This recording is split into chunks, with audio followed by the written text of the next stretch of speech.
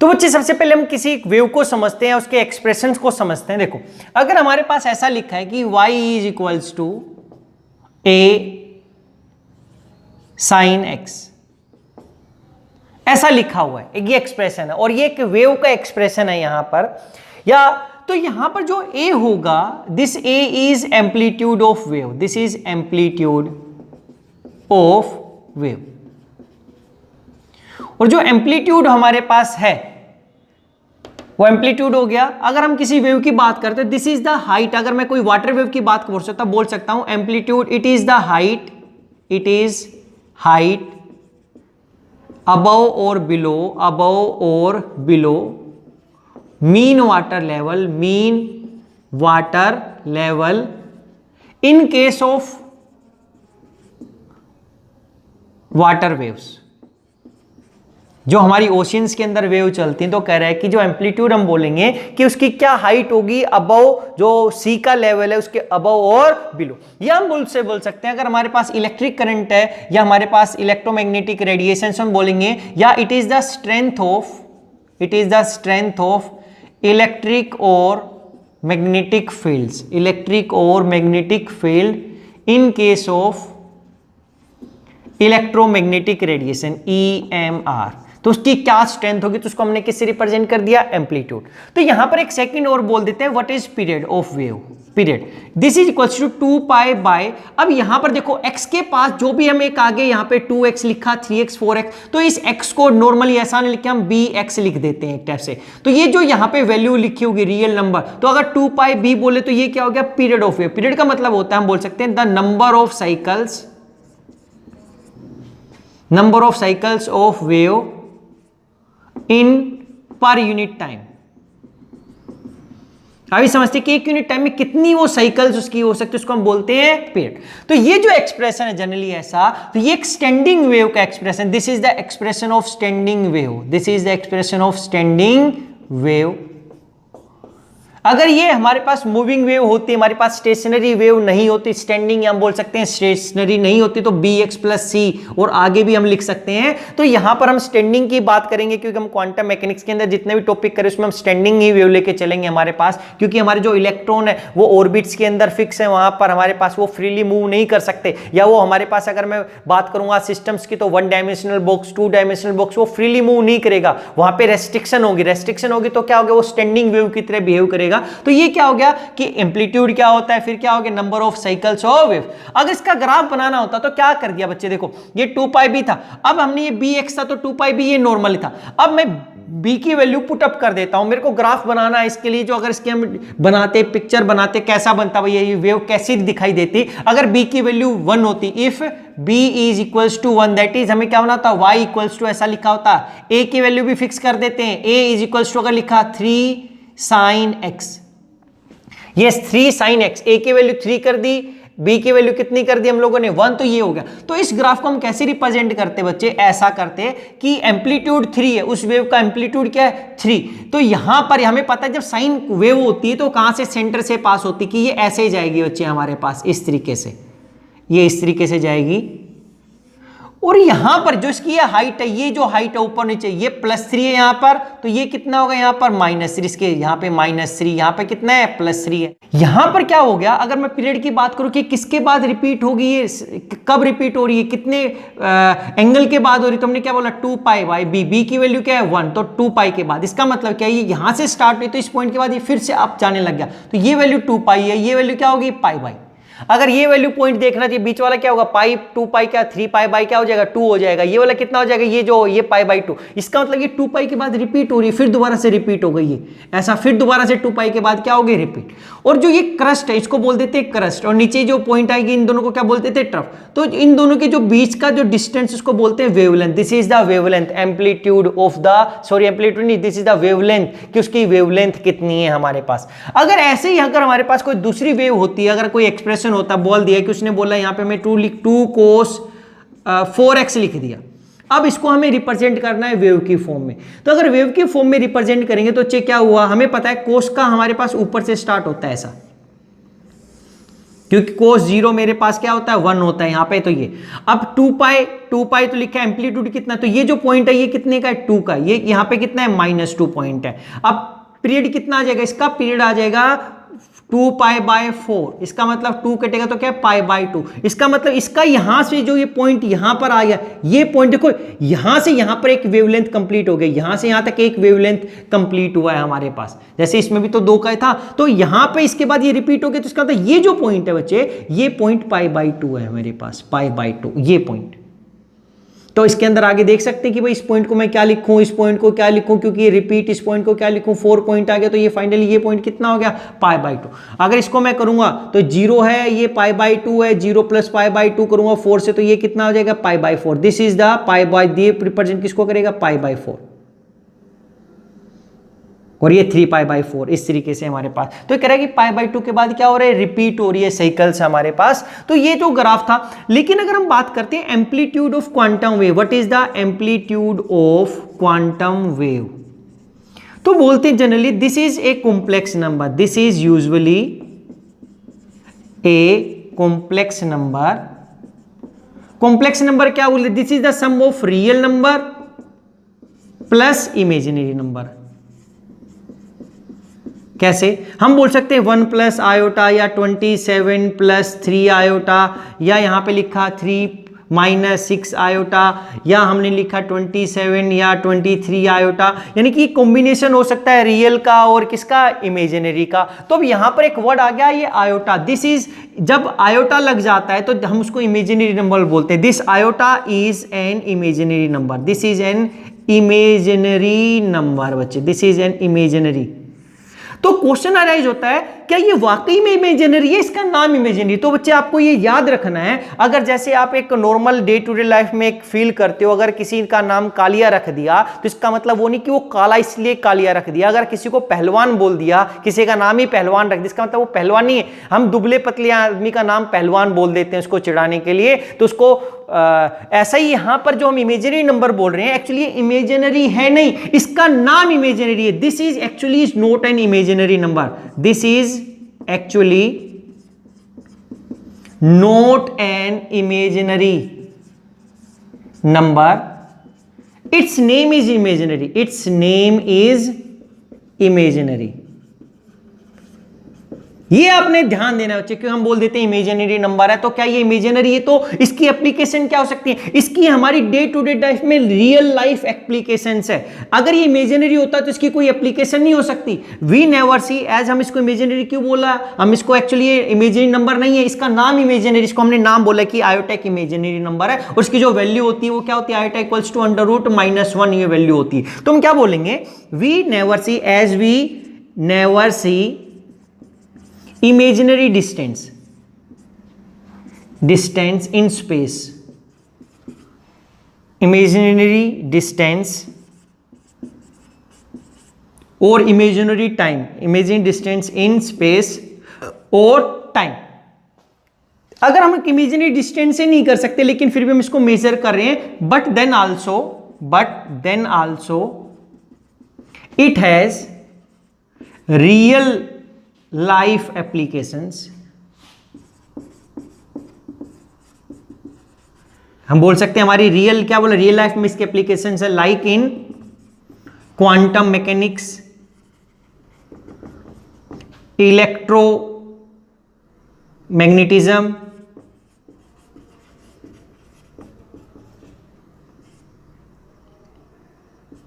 Periodic motions के case में, जहां पे भी पीरियोडिक मोशंस आ जाते हैं लाइक मैग्नेटिक फील्ड या इलेक्ट्रिक करंट, तो अगर हम पीरियोडिक मोशन में इलेक्ट्रिक करंट की बात करते हैं, इलेक्ट्रिक करंट अगर हम ट्रांजिस्टर्स बनाते हैं, कैपेसिटर्स बनाते हैं, तो वहां पर जो इलेक्ट्रॉन फ्लो करता है, हमारे पास इलेक्ट्रॉन क्या है, वेव हो गया, तो उस वेव का जो एम्पलीट्यूड होता है वो कैसा होता है, आयोटा। तो इलेक्ट्रिक करंट तो हम normal day to day life में ऑब्जर्व करते हैं हमारे पास। यहां पे आ गया फ्लूइड डायनेमिक्स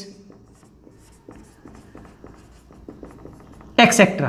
तो बच्चे ये हमारी डे टू डे लाइफ के अंदर इसकी एप्लीकेशन है। जब एप्लीकेशन है तो इमेजिनरी की कैसे एप्लीकेशन हो सकती है, इसका मतलब इसका नाम इमेजिनरी है लेकिन ये खुद इमेजिनरी नहीं, तो हम क्या बोल सकते हैं जनरली, तो इमेजिनरी नंबर क्या बोल सकते हैं, this is an extension to, this is an extension to real number system as negative number, as like we have extend our number system with negative numbers. देखो अगर आप कभी एप्पल खाते थे, एप्पल आपने खाया तो हम पॉजिटिव, शुरू में स्टार्टिंग में हमने क्या बोला, पॉजिटिव है। एक कार हो सकती है, डिस्टेंस किलोमीटर में हो सकता है, कभी -1 किलोमीटर नहीं हो सकता, -1 पॉइंट नहीं हो सकता, वेट माइनस में नहीं हो सकता, लेकिन टेम्परेचर हो सकता है, वो सेल्सियस या हमारे पास फारेनहाइट में होगा। तो इमेजिनरी जो हमने जो भी चीज काउंटिंग की, हम लोगों ने सारी चीजें कैसी थी, पॉजिटिव में था, लेकिन हमें पहले फिर धीरे धीरे पता चला नेगेटिव नंबर के। तो हमने रियल सिस्टम, हमारे जो रियल नंबर सिस्टम था उसको कैसे इंक्रीज कर दिया, नेगेटिव नंबर से क्या कर दिया, इंक्रीज कर दिया। तो ये भी क्या बोला कि जो इमेजिनरी नंबर है ये भी extension to our real number system है। वी कैन ऐड और subtract, we can add, multiply, subtract, add, multiply, oblique subtract imaginary number like other numbers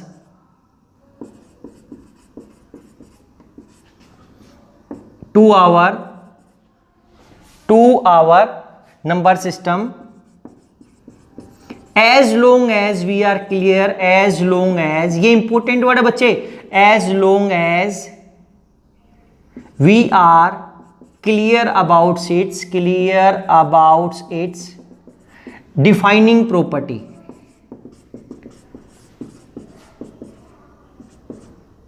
और एक्सटेंशन प्रॉपर्टी। एक ये इंपॉर्टेंट वर्ड है, इसको समझने की बात करते हैं कि क्या बोला कि हम इस इमेजिनरी नंबर को, जैसे हम अपने रियल नंबर सिस्टम के अंदर ऐड, सब्ट्रैक्ट, माइनस कर सकते हैं, यानी कि हम अपने इस रियल नंबर सिस्टम को हमने एक्सपेंड कर दिया किससे, इमेजिनरी नंबर से। और हम उसको तब तक कर सकते हैं कि जब तक हमें पता हो कि उसकी डिफाइनिंग प्रॉपर्टी क्या है, उसकी एक्सटेंशन प्रॉपर्टीज क्या है। तो अब हम पहले समझते हैं, इसको एक एग्जांपल से समझते हैं कि हमारी जो डिफाइनिंग प्रॉपर्टी है क्या, इसकी डिफाइनिंग प्रॉपर्टी क्या है, या इसको हमने क्या बोला, एक्सटेंशन प्रॉपर्टी क्या है। तो पहले हम एक्सटेंशन प्रॉपर्टी देखते हैं किसकी, नेगेटिव नंबर्स की। The defining property of negative number is that, तो हम नेगेटिव नंबर की डिफाइनिंग प्रॉपर्टी देखते हैं, फिर हम इमेजिनरी की देखें। हमें पता है कि -3 यूनिट कैंसिल आउट +3 यूनिट, कि अगर मैं इक्वल अमाउंट में माइनस और प्लस कर दूं तो दोनों कैंसिल होके कितना आ जाएगा, 0 हो जाएगा। अगर मैं एक माइनस को मल्टीप्लाई करता हूं माइनस से तो क्या हो जाएगा, प्लस हो जाएगा, वो प्लस हमें मिलेगी यूनिट। अगर इक्वल होगा तो 0। तो ये defining unit, defining property, extension property कैसे हम इसका यूज करते हैं। देखो अगर हमारे पास एक बकेट है, यहां पर एक बकेट थी बच्चे, इसके अंदर हमारे पास पहले 1 एप्पल था, 1 एप्पल्स, 1 एप्पल था यहां पर। इसके बाद हमने इसमें 7 ऐड किए, 7 और डाले, टोटल 8 हो गए। फिर हमने इसमें से -4 किया, तो ये क्या हो गया, हमारे पास ओवरऑल वैल्यू आए कितने, 4। तो यहां पर हमारे पास कितने आ गए, 4 एप्पल्स आ गए। लेकिन क्या मैं इस कैलकुलेशन को एक दूसरे वे से भी कर सकता हूं, कैसे, कि हमने बोला कि मेरी बकेट में 1 एप्पल था बास्केट के अंदर, मैंने वहां पे -4 एप्पल कहिए, उसके बाद मैंने फिर +7 एप्पल किया, तो मेरे पास ओवरऑल आंसर क्या हो गया, 4 एप्पल्स आ गए। तो यहां पर हमें क्या दिखा, जब 1 - 4 किया, क्या हो गया, -3 एज एन इंटरमीडिएट बोल सकता हूं, इंटरमीडिएट क्या हुआ, तो बोल सकते हैं कि -3 Apple never make any sense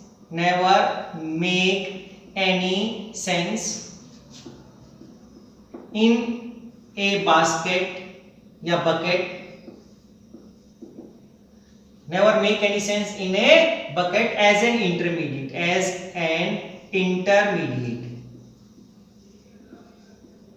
as we never see -3 apples, क्योंकि हम उसको -3 एप्पल कभी देख ही नहीं सकते, तो हमारे पास क्या, ये कोई सेंस ही नहीं बनाता। बट अगर हम बात करते हैं, but the defining property, but the key defining property of negative number is that कि -3 एप्पल कैंसिल आउट करेंगे किसको, +3 एप्पल्स को, और ओवरऑल क्या मिलेगा 0। देयरफॉर हम यहां पे एक पॉइंट लिख सकते हैं बच्चे यहां पर कि वी कैन ग्रुप दिस। आप एडिशन ऐसे करो या ऐसे कि आपके पास 1 + 4 - 7 आपने, या फिर आप कैसे बोल सकते थे -4 + 7 + 1 = ये 4 यार। तो कह रहा हमारे पास अलग अलग वे से हम कैसे भी इनको we can group these additions in any way but all leads to या all gives same result and -3 apples will never be our concern। देखो क्या हुआ जी, वैसे हम -3 देख नहीं सकते लेकिन हमारी कैलकुलेशन में आ रहा है एज एन इंटरमीडिएट, तो करें कि वो हमारा कंसर्न ही नहीं है क्योंकि हमें पता है कि वो 3 + 3 - 3 क्या हो जाएगा, कैंसिल आउट। तो सेम इज द रिजल्ट, तो same this condition is same. तो यहां पे बोल सकते हैं, यहां पे लिख देते हैं this situation is same with imaginary number करेगी इमेजिनरी नंबर की तरह। ये सिचुएशन जो ये नेगेटिव नंबर्स के साथ है वैसी क्या है, ये सिचुएशन सेम है किसके साथ, imaginary number. So we treat them like others number. क्या and it's defining the extension property is that क्या कि आयोटा की वैल्यू -1 होती है और जब मैं आयोटा इंटू आयोटा करूंगा तो ये -1 देगा बच्चे, ये आता है हमारे पास, ये होता है इसकी डिफाइनिंग प्रॉपर्टी। और हम इसको दूसरी नंबर की तरह ट्रीट कैसे कर सकते हैं, हम एक आयोटा प्लस आयोटा का 2 आयोटा कर सकते हैं। हम अगर मेरे पास 27 आयोटा -3 आयोटा है तो ये 24 आयोटा हो जाएगा। हम आयोटा इंटू 25 कर दो तो ये 25 आयोटा आ जाएगा। हम प्लस माइनस ऐड कर सकते हैं बाकी नंबर्स की तरह। तो ये क्या है, हमारे पास नॉर्मली दूसरी की तरह ट्रीट करने लगे और ये उसकी क्या डिफाइनिंग प्रॉपर्टीज है। तो अब हमें इसकी रिक्वायरमेंट क्यों पड़ी हमारे पास, तो हम बोल सकते हैं कि these imaginary numbers are useful, these imaginary numbers are useful when we talk about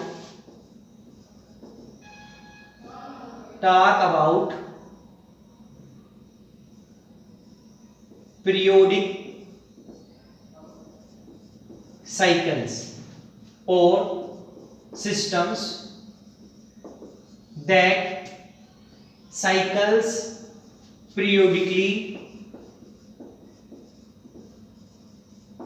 through their states।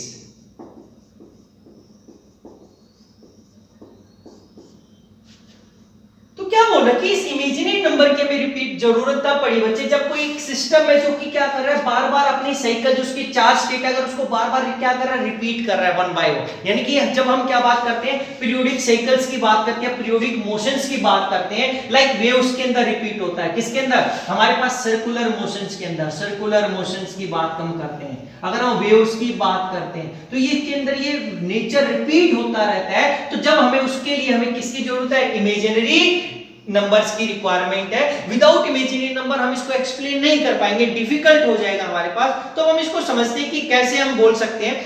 तो बच्चे इसको हम एक एग्जांपल से समझते हैं। हम लिख सकते हैं change in position of A classical system या क्लासिकल पार्टिकल। कैसे, अगर हमने बोला कि मेरे पास एक क्लासिकल पार्टिकल है, ये उसकी इनिशियल पोजीशन है, इनिशियल पोजीशन। अगर ये +1 यूनिट मूव करता है, +1 यूनिट, वो मीटर सेंटीमीटर को यूनिट हो सकती है कि +1 यूनिट से मूव करता है पर सेकंड, पर यूनिट टाइम। तो ये यहां पे आया, फिर नेक्स्ट +1 यूनिट मूव करेगा, फिर नेक्स्ट +1 यूनिट मूव करेगा। तो हम बोल सकते हैं कि डिस्टेंस कवर्ड, इसका जो फाइनल पोजीशन होगी, जो फाइनल पोजीशन होगी वो हम क्या बोलेंगे, this is equals to initial position plus distance covered. Distance covered क्या है, डिस्टेंस कवर्ड यानी कि यूनिट कवर्ड्स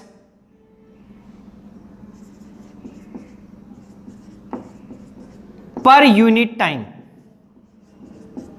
कि कितनी यूनिट्स वो कवर कर रहा है, कि हमारे एक टाइम में अगर एक ही यूनिट कवर कर रहा है, एक सेकंड में एक कर रहा है, दूसरे में 2, 3 में 3, तो कितना कर लिए, तो हम इसकी फाइनल पोजीशन बता सकते हैं कि उसने कितना डिस्टेंस कवर किया पर यूनिट टाइम, यानी कि यूनिट्स पर यूनिट्स कवर पर यूनिट टाइम। अगर ये तो हम बता सकते हैं किसका, क्लासिकल। लेकिन अगर हमारे पास है क्वांटम पार्टिकल तो क्या लिख सकते हैं, change in position of quantum particle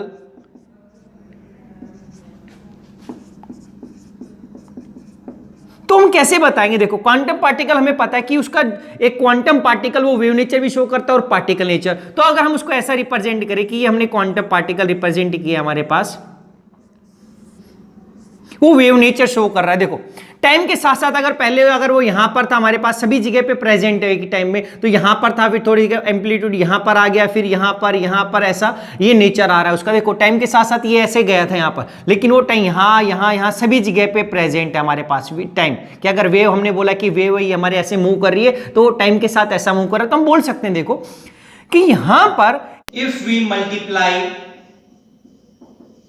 amplitude of wave by a number,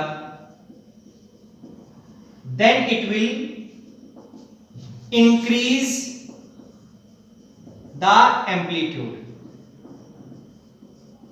of wave without moving its space, without moving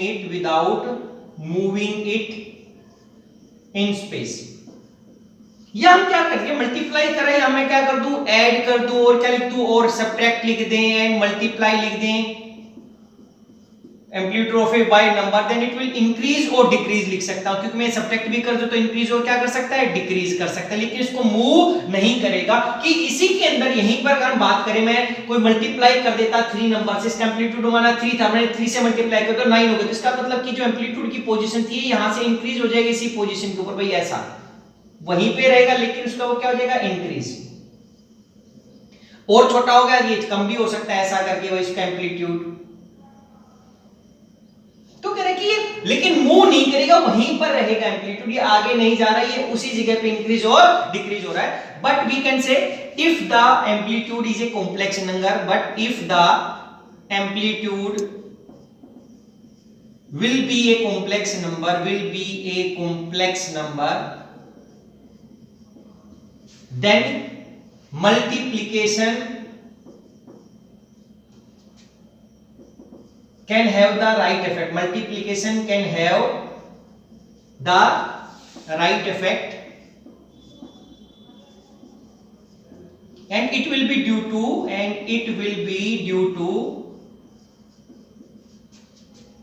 particular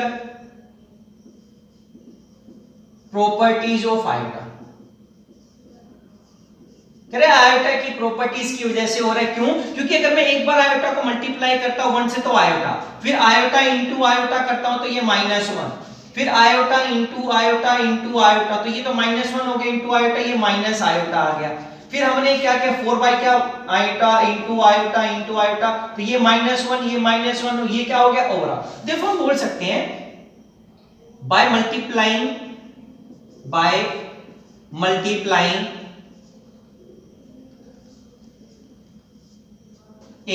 by multiplying the amplitude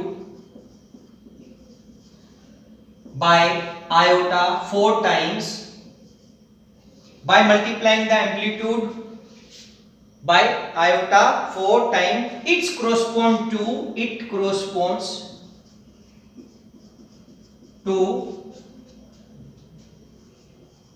movement of a wave by one wavelength. कह रहे कि अगर किसी wave के amplitude को मैं 4 time iota से multiply कर दूं तो ये उसको क्या करेगा, प्रोपोगेशन हो जाएगा, मेरा मूवमेंट हो जाएगी। हम बोल सकते हैं प्रोपोगेशन ऑफ मूवमेंट की जगह क्या लिख सकते हैं, प्रोपोगेशन, कि वो वेव प्रोपोगेट हो जाएगी कितने से, वन वेवलेंथ एम्पलीट्यूड से, क्या वन वेवलेंथ के रिस्पेक्ट में हो जाएगा। तो हम बोल सकते हैं cyclic behaviour, therefore cyclic behaviour is possible, cyclic behaviour is possible by multiplying a real number amplitude by iota। तो कर कि साइक्लिक बिहेवियर पॉसिबल हो जाएगा अगर हम किसी जो वेव अगर उसका रियल नंबर एम्पलीट्यूड है तो उसको हम आयोटा से मल्टीप्लाई करेंगे तो क्या हो जाएगा, वो साइक्लिक बिहेवियर पॉसिबल होगा। बट दिस साइक्लिक बिहेवियर अगर मैं एक रियल नंबर को रियल नंबर से मल्टीप्लाई करूंगा तो ये पॉसिबल नहीं है, वो वहीं पर उसका इंक्रीज और डिक्रीज होगा। तो ये लिख दिया cyclic behaviour possible by multiplying a real number amplitude by iota, और इसको मैं लिख सकता हूं और imaginary number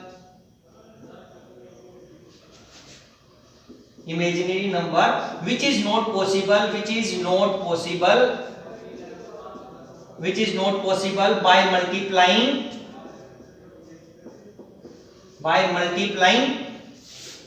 a real number amplitude by another real number। देखो बच्चे, अब हम इसको, ये तो हमने बोला कि एक रियल नंबर है, उसको रियल नंबर से करूंगा तो स्पेस में मूव नहीं करेगा, अप एंड डाउन इसकी हाइट और जो क्रस्ट और ट्रफ की हाइट उसके अंदर चेंज आएगा। लेकिन अगर मैं आयोटा से मल्टीप्लाई करूंगा तो मूवमेंट करेगा, यानी कि साइक्लिक बिहेवियर दिखाएगा। हम इसको अंडरस्टैंड करते हैं विद एन एग्जांपल। हम we can now correlate cyclic behaviour या circular motion with wave motion.